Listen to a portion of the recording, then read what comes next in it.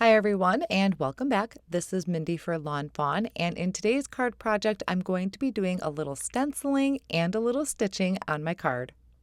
The supplies I'm using today are the Lots of Stars Stencil, the Embroidery Hoop Star and Embroidery Hoop dies, and then Sewn with Love stamp set.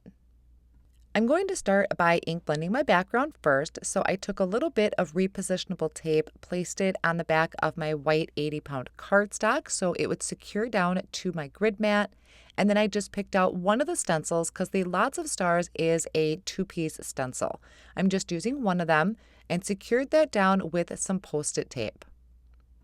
Now what I wanted to do here was add a rainbow of color kind of going in almost a circle around my card front, but I didn't want it to fill up the entire card front. So that first color I did was a bubblegum ink. Then I'm going to come in with fake tan, and I'm going to each time kind of blend into the next color so it has a really nice pretty transition. The next color I'm bringing in is sunflower ink, and one thing I really want to point out is I am not cleaning off my brush when I'm done using it. There's going to be a purpose to that later on. So here I'm adding that yellow and kind of stretching it out a little ways because I want it to overlap with the peacock. Now peacock I had to be really careful with. I didn't want to pick up any of that orange ink that's on there from the fake tan because that's not going to look very good. So I'm just being a little bit mindful of that. And you'll notice as I'm blending, I'm kind of trailing off. So it's not going completely to the edge. I'm having it kind of fade off into white. And then this last color here is the grape soda. After I finished off with the purple on the top, I can peel back my Post-it tape and remove my stencil. Now this, it's okay looking, but I think what I really love is going back over some of those areas with my blending brush. So I'm using that leftover ink that's on there, and it's the perfect amount because I don't want it to be really dark behind the stars. I just want to add kind of that hue of color. So I went through the pink, the orange, the yellow, bring in what's left on my blue brush, and then finishing off the top with the purple. Once again, not taking this color all the way to the edge. I'm leaving kind of that fade off to the edge look. So I think this is looking really good right now, but I want to step it up, and this might scare some people. I am taking some Black Soot Distress Spray Stain. I'm adding a little bit onto a silicone mat. I added a couple drops of water, just mainly to wet my brush, and then I can pick up that black ink. I tap off a little bit first before coming onto my card.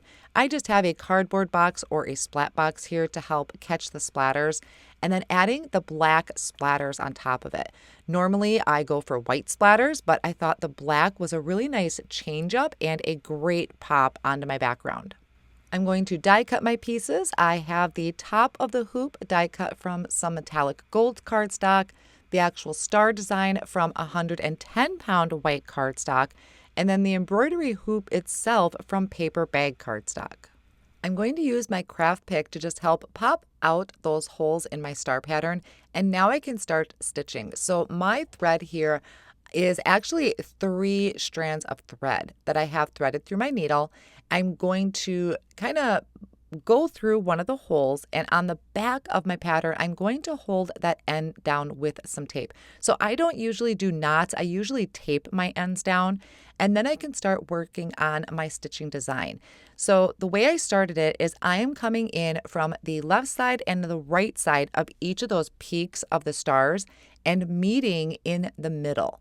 And I'm going to continue to do that all the way around. But one thing I did want to point out that I did was instead of continuing from the middle, I went back up to the next peak. So here at the top there, I started in from the left-hand side, went in towards the center, go to the right, and then go into that same center. And I'll continue that down. I kind of was confusing myself to make it look even. It ends up giving me a really cool design, but I am no stitching expert. I personally need to go watch some of Shari's videos because she is fantastic at stitching. I'm just kind of making it up as I go and what looks good to me. And if I mess up, I can just take the thread out. So it's actually a lot better than paper crafting because you don't have to get a new piece of cardstock.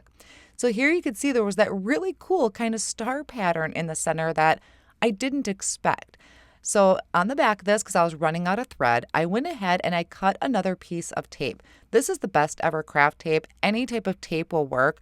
I'm just going to pull my thread and try and have it so it's not going behind any of my holes. I didn't want you to see it from the front. And then I can just trim off any excess. And then here, now I'm going to go up the star so I can complete a stitch going all the way up each star. And then I'll also go around and do the outline. As far as the thread that I'm using, I unfortunately don't know what exact color this is or what number it is, but it's just a regular kind of golden yellow type of color thread. So now I'm just finishing off going around that outer edge. I can secure it in the back with my tape, and now I have this beautifully finished hoop. So I will be honest, I struggled through it a couple times. I did take my thread out a couple times, but I'm really happy with the end result. So I added liquid glue behind my hoop that I die cut from paper bag cardstock, secured that down, and I'm adding a couple dots of that liquid glue behind my hoop piece at the top, and then I can just place that over the screw that goes at the top. So I'm just going to let that sit and dry for a moment while I work on a sentiment. My sentiment is going to come from the Sewn with Love stamp set.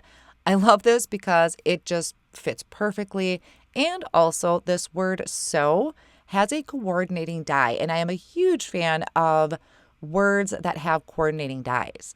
So I stamped that in black licorice ink, and now I'm going to stamp the word amazing. But for this one, I am going to heat emboss it. So I have black cardstock there that I prepped with an anti-static powder tool.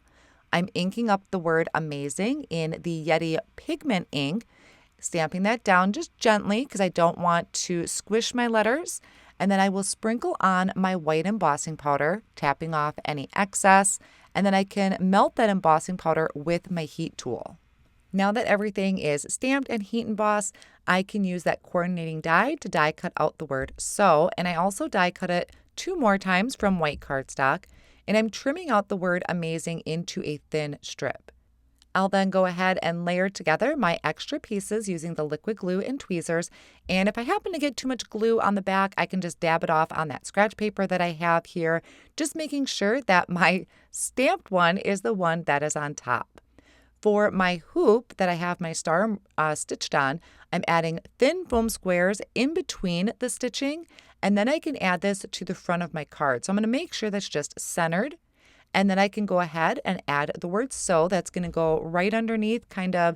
I'm trying to keep my sentiments fairly even with the edges of my hoop. So I added the word sew with the liquid glue, and then I put black foam squares behind the word amazing.